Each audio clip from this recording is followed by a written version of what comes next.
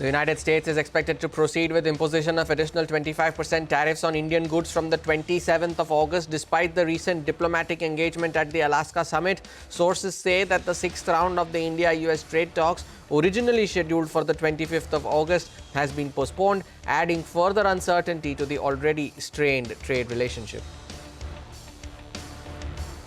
Russia launches a ballistic missile and suicide drone attack against Ukraine, killing multiple civilians. This comes ahead of the Ukrainian President Zelensky's meeting with U.S. President Donald Trump at the White House later today, which will also be attended by leaders from Britain, France, Germany, Italy and Finland to present a united front in talks on ending Russia's war on Ukraine.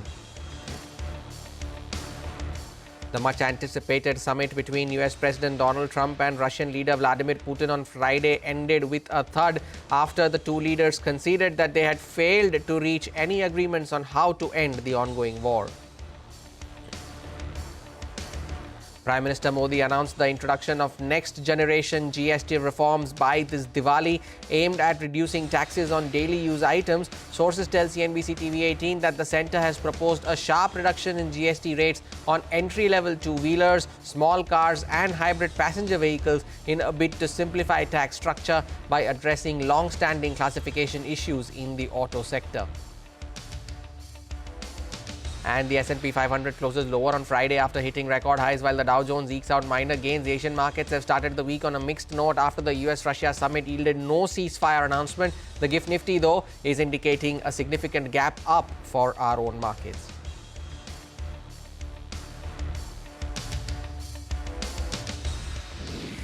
Well, after an action-packed long weekend, we are here to summarize all of it for you in the next 30 minutes. You're watching Power Breakfast on CNBC TV 18 in the Mumbai News Centre. I'm Hormuz Fatakia. Let's first take a look at how the Asian markets have started off this morning. And it's a slightly mixed picture, if you could call it so, because the Hang Seng is trading at 0.25% higher. The Taiwanese index too is up 0.2%. The losses, though, are coming from the South Korean markets. The Kospi is down over 1% currently, while the Nikkei is also trading with gains of around 0.6%. So barring South Korea, most of the other Asian indices are trading with gains, and fairly good, healthy gains as of now. 0.25% higher for the Hang Seng. The Nikkei too trading with gains of around 0.6%. Pull up the GIFT Nifty. That will give you an idea of how our own markets are likely to start off. A 250-point gap up as we speak. So the bulls would be happy to see that first tick on the GIFT Nifty. But also here's now progressing to the overnight action or the action over the long weekend that we have seen, whether it be the ratings upgrade, the Alaska summit, the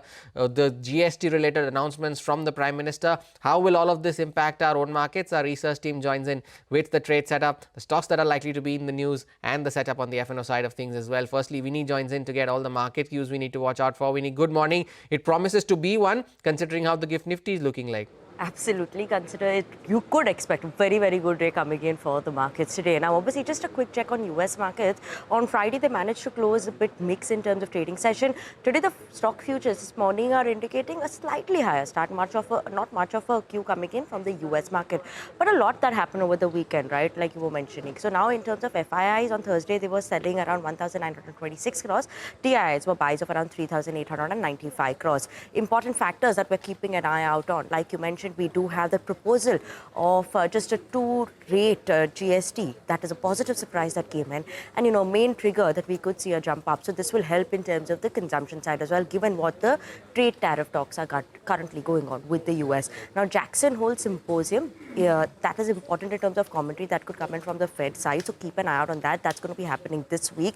We have talks that happen between, that will be happening between US President Donald Trump as well as the Ukrainian president as well.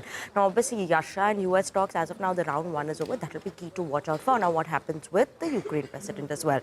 Chinese foreign minister is visiting India. They are coming today and tomorrow. So keep an eye out on key commentaries that come in between India and China. Rating update that happened on Friday for India by S&P is a positive that comes in. We could see a bit of a run-up because of that as well, so positive signs there. Just a bit of a negative news for that's coming, that India and US trade talks, which was scheduled for 25th August, that has been postponed, likely postponed. So that is some bit of a subdued news. But other than that, we have positive cues that have come in, and that is why, look at the Nifty also. Nifty implied open is indicating a sharp gap up start for the Indian market. A gap up start indeed, Vinny. Thanks a lot for that. Over to Upasna, who would list out the stocks that you need to watch out for today. Upasna, good morning. What's on your list? Good morning. First up, let me start with Inox Swing. It has reported a good set of numbers. Revenue saw an uptick of 29% on year-on-year basis, and EBITDA margin also increased from 21.1 to 22.2. Glenmark Pharma is the next one. Overall, it's been a subdued performance for the company. Net profit down 86%, and revenue saw a flat growth of just about 1%. Zaggle Prepaid also reported its number. Overall, it's a good set of numbers. Net profit up 58%, revenue up 32% on year-on-year basis. Vodafone Idea is the next one. Revenue growth was nearly flat, while margins stood at 41.8% versus 42.3%. IIFL Finance is the next one on our radar. Monu Ratna resigns as the CEO of the company, effective from 6th of October 2025. JK Cement is the next one on our radar as the board approves 4,800 crore greenfield expansion for 7 MTPA cement capacity across Rajasthan and Punjab. KEC is the next one on our radar. On the back of the order win, the company has received new orders worth 1,400 crore. Next up is Alembic Pharma. The company has received U.S FDA approval for tretinoin cream, which is mainly used in treatment of skin diseases. Now, cement stocks also in focus as Centre proposes 2-slab GST structure, a sentimentally positive move for cement stocks, and also Indian ferrous players also in focus as DGTR recommends a final safeguard duty on steel imports for 3 years. Now, this move is likely to be positive and in line with the industry expectations. So, the main winners on the back of this will be Tata Steel, JSW, JSPL, and other ferrous names. Interesting list there, Upasna. Thank you for that. We'll keep an eye out on all of these names. And lastly, Sudarshan joins in with cues from the FNO space. Sudarshan, good morning. Well, the gap up is indicating that we'll go back to that 24,800 to 25,000 range today. But what's the FNO data indicating? Good morning, Homa. So forget what happened on Monday. It's no more Monday blues today. And all indication from GIFT Nifty that we are getting is we are set to start with a gain of more than 200 points. Now for Nifty, 25,000 comes in the picture. But unfortunately, we'll have to talk about what happened on Friday. About the data FIs continue to sell. They have sold more than rupees 1,900 crore in the cash market, while DIs have bought nearly rupees 4,000 crore. In the index future, because of range-bound trade, we saw just selling of rupees 17 crore by FIs. Long, they have reduced by 900 contracts. Short, they have reduced by 820. Long exposure remains around 8%. So there is another indication that short covering might be like huge short covering. We'll see. And we all have the positive news from the GST rationalization that PM has announced in his Independence Day speech. Talking about the options data, 25,000 call has come in the picture on Friday. It saw addition of more than 23 lakh shares. Even 24,700 call has seen addition of nearly 15.4 lakh shares. On the put side, 24,600 and 24,500 were the most active ones. Now talking about the levels for Nifty, support now 24,560, that is 100-day moving average. Now we are going to see opening for Nifty with a gain of more than 200 points. That's the reason 25,000 comes in the picture. Remember, 25,020 is the 50-day moving average, but immediate resistance would be 24,800. If we cross that, then 25,020 comes in the picture. Stocks in the focus, 4 stocks are in the band. Those are Titagar, PG Electroplast, PNB Housing, and RBL Bank. Apart from that, 2 stocks that I have taken, one is Hero MotoCorp and HUL. You know the reason, GST rationalization. Absolutely, Sudarshan. Thank you for that update as well. Now, Prime Minister Narendra Modi, in his address to the nation on Independence Day, announced the introduction of next generation GST reforms by this Diwali, aimed at reducing taxes on daily use items. Listening to what he had to say. पिछले 8 साल से हमने GST का बहुत बड़ा reform किया। पूरे देश में टैक्स के बर्डन को कम किया, टैक्स की व्यवस्थाओं को सरल किया, और 8 साल के बाद समय की मांग है कि हम एक बार उसको रिव्यू करें। हमने एक हाई पावर कमेटी को बिठा करके रिव्यू शुरू किया, राज्यों से भी विचार विमर्श किया, और मेरे प्यारे देशवासियों, हम नेक्स्ट जनरेशन जीएसटी रिफॉर्म्स लेकर के आ रहे हैं। ये दिवाली के अंदर आपके लिए तोहफा बन जाएंगे। सामान्य मानवीय की जरूरतों के टैक्स भारी मात्रा में कम कर दिए जाएंगे। Now, sources also say that the centre has proposed a sharp reduction in GST rates on entry-level two-wheelers, small cars and hybrid passenger vehicles. Timsy is joining in with more details on this. Timsy. So that's right. What government sources are indicating to us is the fact that given that the Prime Minister from the ramparts of Red Fort did actually lay down that the government is working on second generation GST reforms which could pave way for two slab structure, that is 5% and 18%, that is a standard and a merit rate, which could lower down the tax incidence on the common man substantially and is likely to take off from Diwali.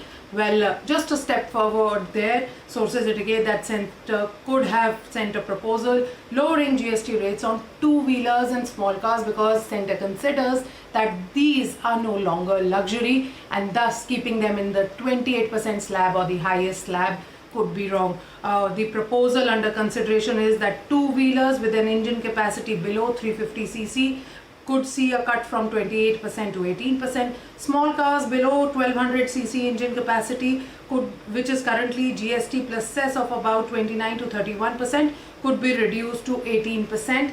Similarly, hybrid passenger vehicles up to 4 meters length and 1200cc petrol and 1500cc diesel engines could be reduced from 28% to 18%.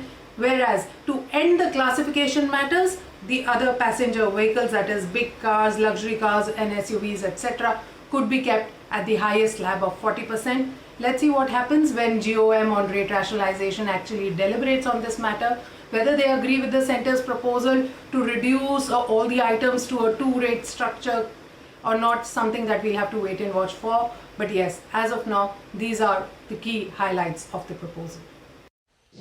Timsy, thanks a lot for that important update. Take a short break. On the other side, get you more important updates. The 6th round of India-US trade talks have been postponed. More details on the other side. Stay tuned.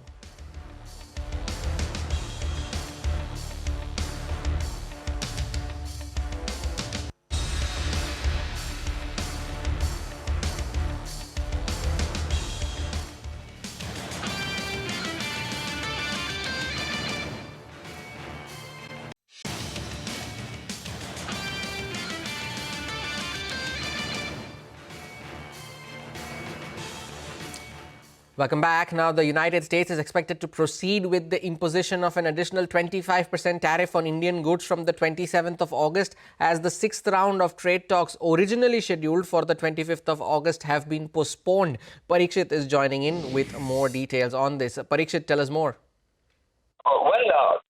The Indian government has been analyzing developments related to the Alaska summit, and sources tell us that as there is no consensus on ending the Ukraine war, there is unlikely to be any change on the 25% additional tariff on India that was to come on the 27th of August as per the executive order. So as of now, where things stand, there would be a 50% tariff rate on India on 27th August. We're also learning that negotiations are underway to see if the 25% additional penalty that was imposed on the 6th of August can be set aside. India and US officials continue to discuss a larger BTA. The fact that the trade representative from the US side is not coming to India this month for talks only means that US is hardening its stand. They want India to make concessions on agriculture and dairy. They also want India to stop purchases of Russian oil. So let's see what happens. But also, what is clear from Donald Trump's statements after the Alaska summit, that there will be no secondary sanctions on India, which was being talked about. No, those could be against India's banks, India's companies, government officials. So none of that is going to happen. This is the understanding. But as far as the additional tariff goes, that stays for the 27th of August.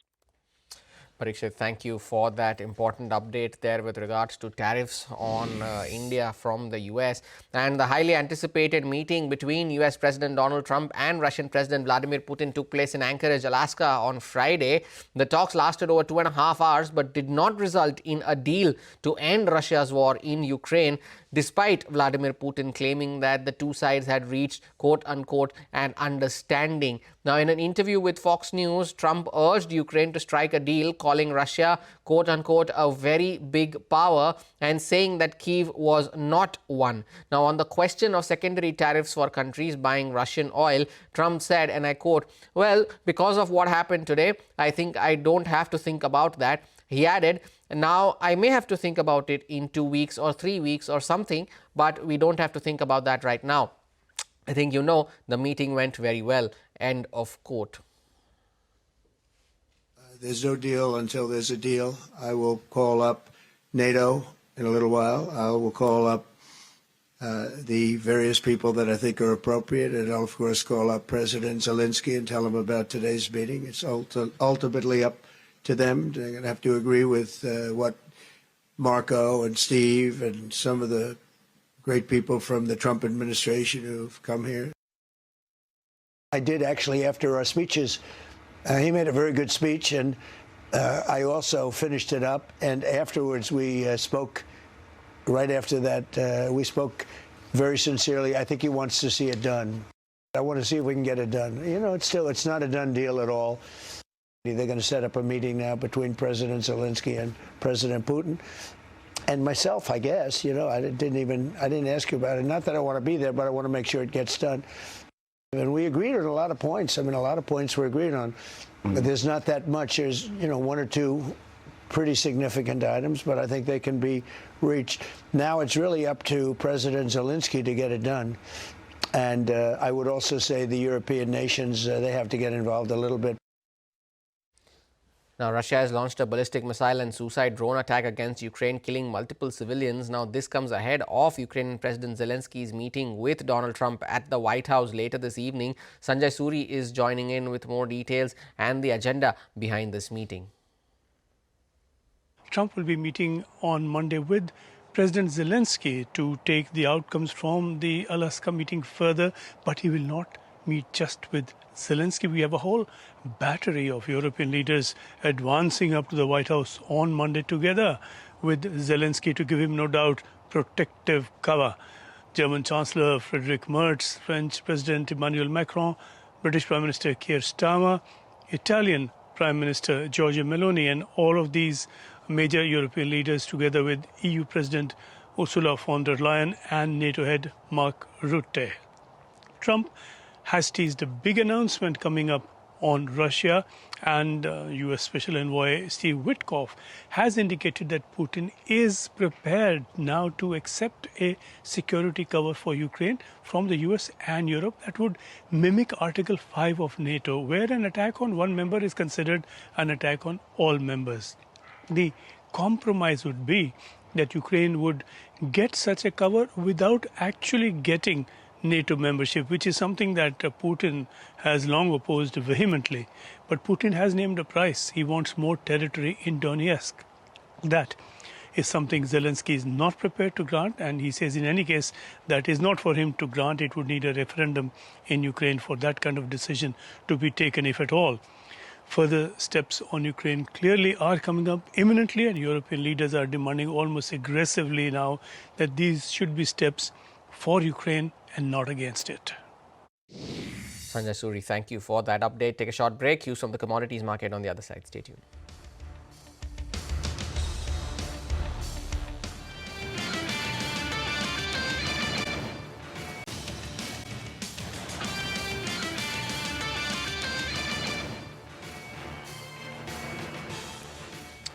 Welcome back. Manisha Gupta now joins in with cues from the commodity space. Manisha, good morning. Oil prices continue to fall, but what else are you picking up from the commodities? Well, absolutely. But I'll start with the crude oil prices because we are extending the climbs onto this one. When you look at the month of August, we are down by 10% in sense of the crude oil prices, which brings us to 13% of a decline in this year until now. But the markets will now watch out for the U.S. president meeting the heads of Ukraine, France, Italy, European Commission, NATO, etc. Russia has asked for Ukraine territories, and that perhaps could be a point of discussion, and the markets will be hinging on to this one. But what we also have seen is profit-taking across metals. If you look at copper, aluminum, steel, all of that has seen a decline. It really has to do with the weak China data that's weighing onto the metal prices, whether it was about China's industrial production, retail sales, new home prices. everything is seen a decline on a month-on-month basis, and expected numbers for the month of July, that's weighing on across sector. So whether it's copper or steel, which is trading at a 2-week lows at this point in time. Gold, by the way, has seen a bit of an edging up. The U.S. Russia meeting has failed to deliver a ceasefire. Trump meeting with Ukraine and European leaders is what the street will watch out for. It also is going to be about the U.S. Fed meeting minutes on Wednesday. And then, of course, it's about Jeremy Powell's speech at the U.S. Jackson Hole meeting. So plenty happening this week as well. And the gold prices seem to be taking some support from that. Oh yes, all eyes will be on Jackson Hole as well. Manisha, thank you for that update. Now, the BJP has named Maharashtra Governor C.P. Radhakrishnan as its nominee for the upcoming vice presidential election. With over 4 decades of experience in public life and 2 terms as a Lok Sabha member of parliament from Coimbatore, C.P. Radhakrishnan's announcement follows the sudden resignation of Vice President Jagdeep Dhankar on the 21st of July due to health reasons. And with that, we call time on this edition of Power Breakfast. From me and the team that put this show together, thank you so much for watching. Bazaar Morning Call sets you up for the day's trade.